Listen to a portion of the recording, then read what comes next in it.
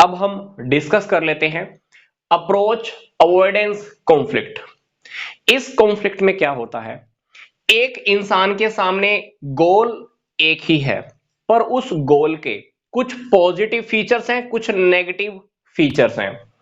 अब उस पर्सन के सामने सबसे बड़ी प्रॉब्लम तो ये होती है कि वो ये डिसाइड ही नहीं कर पा रहा होता कि वो पॉजिटिव एक्सपेक्ट्स को ज्यादा इंपॉर्टेंस दे या नेगेटिव पहलुओं को ज्यादा इंपॉर्टेंस दे।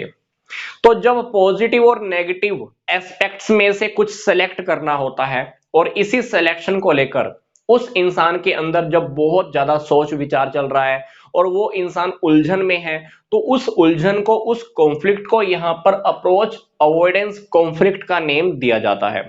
फॉर एग्जाम्पल, मान लीजिए किसी इंप्लॉय का प्रमोशन हुआ है, अब कंपनी ने उसको प्रमोशन दिया है।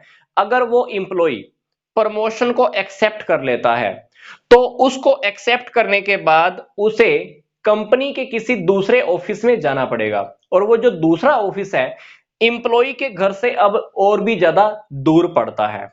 ध्यान से समझिएगा, प्रमोशन को अगर वो एक्सेप्ट करता है तो उसके कंपनी के दूसरे ऑफिस में जाना पड़ेगा, और वो दूसरा ऑफिस उसके घर से बहुत दूर है।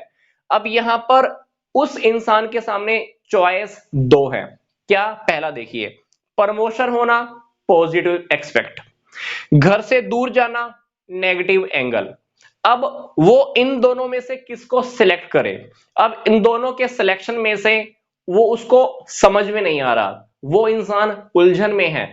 तो जब इस प्रकार की उलझन है, जो पॉजिटिव और नेगेटिव में से सिलेक्शन करना है, तो इसीलिए इस सिलेक्शन को, इस कॉन्फ्लिक्ट को हम क्या बोलते हैं? Approach avoidance conflict. मतलब इस कॉन्फ्लिक्ट के अंदर इंसान के सामने गोल एक ही है पर ऑप्शन दो है, जिसमें से पहला कुछ पॉजिटिव एक्सपेक्ट के साथ है और दूसरा नेगेटिव एक्सपेक्ट के साथ है, पर दोनों में से सिलेक्ट तो एक करना ही होगा। और इसी को लेकर जब वो उलझा हुआ रहता है तो उसको हम डेफिनेटली अप्रोच अवॉइडेंस कॉन्फ्लिक्ट का नेम देते हैं।